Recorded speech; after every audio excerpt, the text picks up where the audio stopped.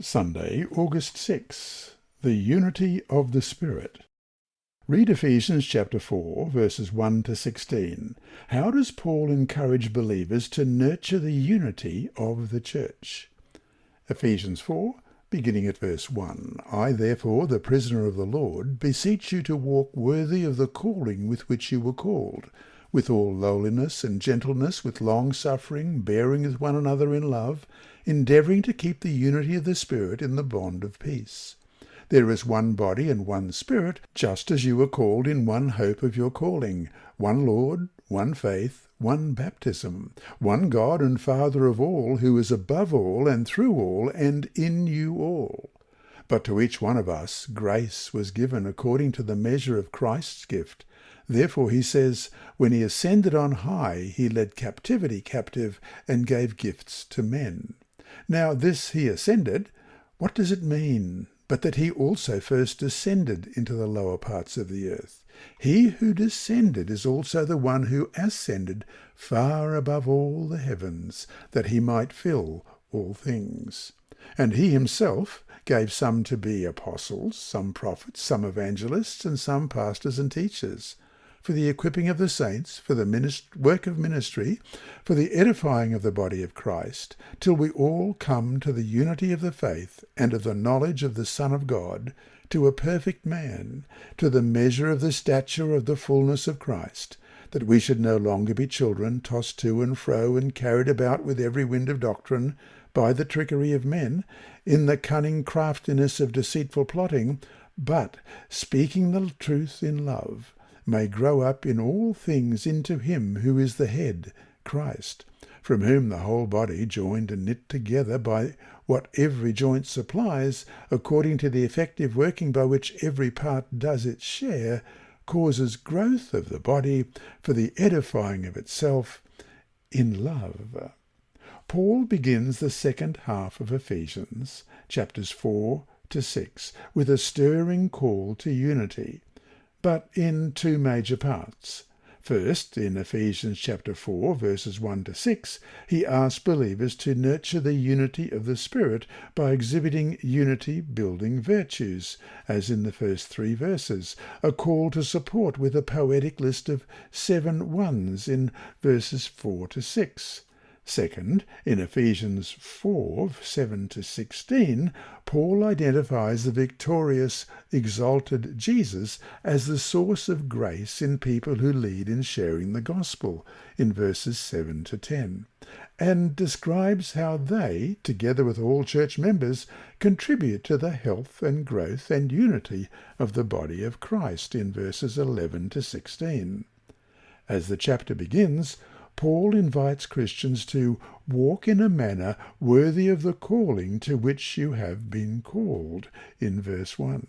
He used the verb walk in the figurative sense of to behave or to live, as he also used in Ephesians 2, verse 2, in which you once walked according to the course of this world, and in verse 10, for we are his workmanship, created in Christ Jesus for good works, which God prepared beforehand that we should walk in them.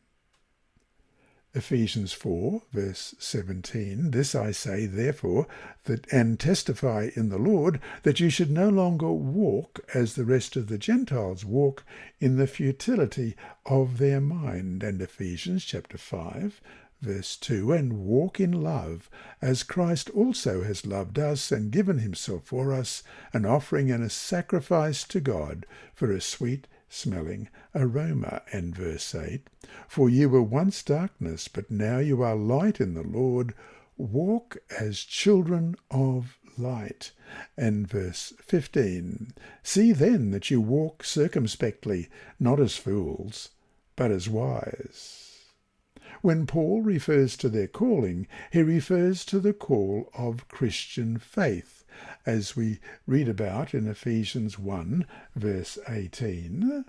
The eyes of your understanding being enlightened, that you may know what is the hope of his calling, what are the riches of the glory of his inheritance in the saints, And Ephesians 2, 4-6, But God, who is rich in mercy, because of his great love with which he loved us, even when we were dead in trespasses, made us alive together with Christ. By grace you have been saved, and raised us up together, and made us sit together in the heavenly places in Christ Jesus.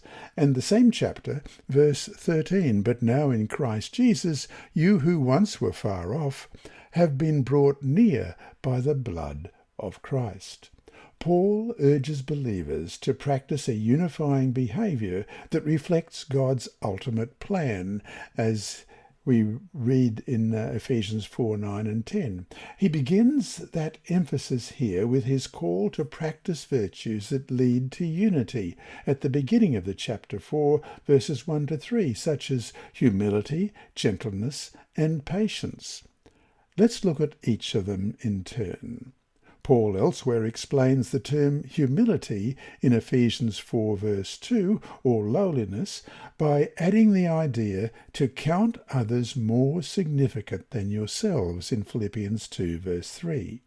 Humility, then, may be understood not as a negative virtue of self-deprecation, but as a positive one of appreciating and serving others. And we're referred here to Colossians chapter 2, verse 18, Let no one cheat you out of your reward, taking delight in false humility and worship of angels, intruding into those things which he has not seen, vainly puffed up by his fleshly mind. And verse 23, Those things indeed have an appearance of wisdom in self-imposed religion, false humility, and neglect of the body, but are of no value against the indulgence of the flesh. Gentleness, well, we read about that in Ephesians 4 verse 2. It may be explained as the quality of not being overly impressed by a sense of one's self-importance, and also means courtesy, considerateness, meekness, as expressed by Frederick Danker in the Greek English Lexicon of the New Testament and other early Christian literature, page 861. Finally, patience. Compare long-suffering as well in the translation, is being able to bear up under provocation of trials. These qualities, then, all gather around the theme of turning away from self-importance and instead focusing on the value of others. And so to finish today, humility, gentleness, patience. Think about how these attributes would help unify us as a people. How do we learn to cultivate these virtues? This lesson was read by Dr. Percy Harold for Christian Services for the Blind. Sponsored by the Sabbath School Department and distributed through Hope Channel Australia, this podcast is also redistributed by Hope Channel Germany, Christian Record Services for the Blind. It is also available on SoundCloud and through multiple podcast distributors, including Apple iTunes. And you can listen and watch at the same time on YouTube. Remember, God is always faithful.